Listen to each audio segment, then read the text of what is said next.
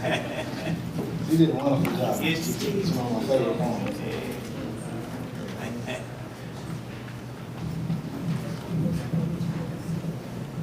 Seeing that it's Black History Month, this is time for me to like do a poem that's dedicated to like all the historical figures that have been in my life or been able to come across my path. This poem is called Historical Monuments.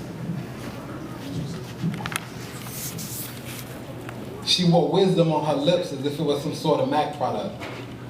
Spoke experiences from them like current affairs that surrounded our television networks and internet blog sites. Skin looked like wavelengths between happiness and heartache, but feels soft as the fur of the endangered species we wear with luxury during the winter.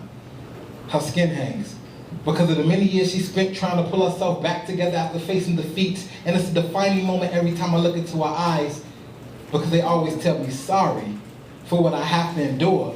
She somehow seen the innocence in me like black lights over bedspreads, although I tried to hide it like adolescent boys minimizing their dope view screens before their parents walk in. She said I reminded her of what a good man looked like.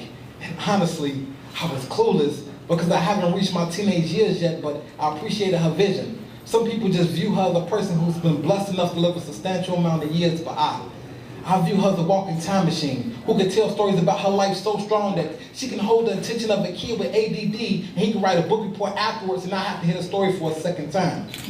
I remember sitting Indian style in the living room and watching her rock backwards and forwards in her chair as if she was performing a balance act on the world's axis.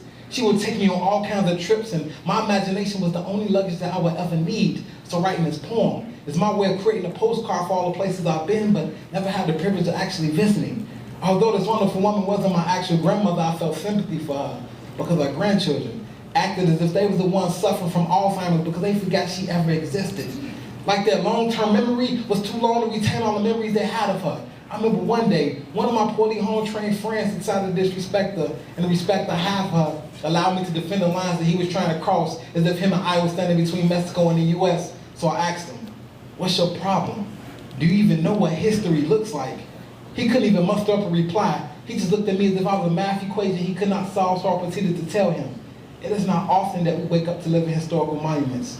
Let them make us breakfast and kiss us with encouraging lips, which are the same lips that read us scriptures. They are not statues in old buildings that are only appreciated when tourists pay a visit.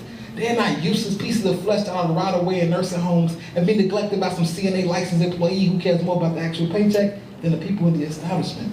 They are the reason that family trees grow. They are the driving force behind all the good qualities that is passed down in tradition. And yes, they may have retro ideologies, but they should be embraced rather than condemned. They should be appreciated living rather than appreciated after their death. Understand that their anger stems from them losing a lifelong battle with age, watching all the skills they acquired over decades diminish before their eyes and not have control over the outcome. Her skin hangs as evidence that you will fight for something your entire life, and this is how she wears all the moments that she sacrificed. Remember this, once a lioness becomes the queen of a jungle, she would never settle for being treated like a cub again." Thank you.